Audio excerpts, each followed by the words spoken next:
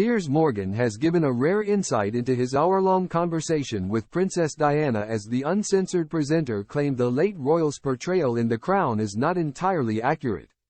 Piers Morgan claimed Princess Diana had an unpleasant streak in a rare insight.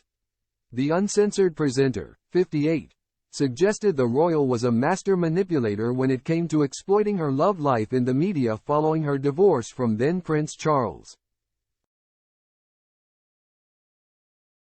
While Piers worked as a newspaper editor, he recalled moments where she had cheekily stitched him up on occasion.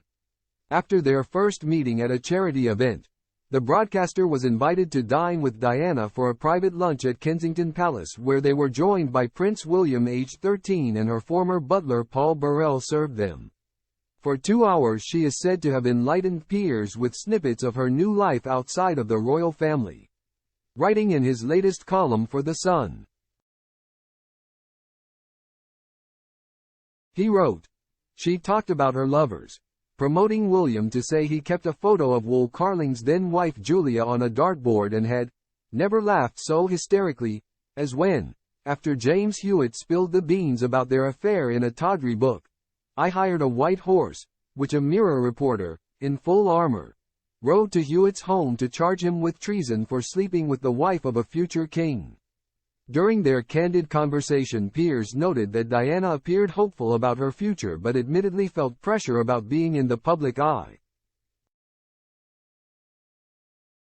adding she would not mind a life of anonymity but had nowhere to escape to. After their lunch, Piers said the pair had reached an agreement that he would let her know if a particularly sensitive story about her would be published, but claimed she didn't quite play fair. He recalled one instance. 3 months before she died, while working at the Mirror, he received a call that Diana had visited the Priory Clinic in London and had given a speech to women who suffered from eating disorders.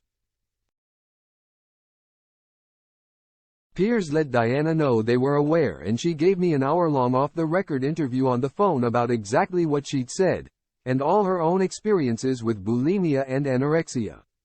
But once the story broke the following day, Diana issued a furious statement condemning the sensationalized publication of private conversations from her visit to the Priory.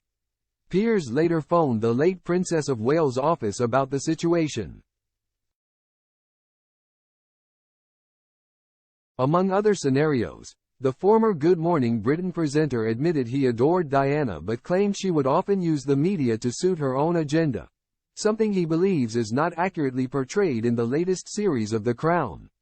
"So, although I loved her for many reasons, she was dazzlingly beautiful and fabulously charismatic." As actress Elizabeth Debicki captures so well with her brilliant depiction of her, Diana also had a very unpleasant and duplicitous streak that is never shown in The Crown, he suggested.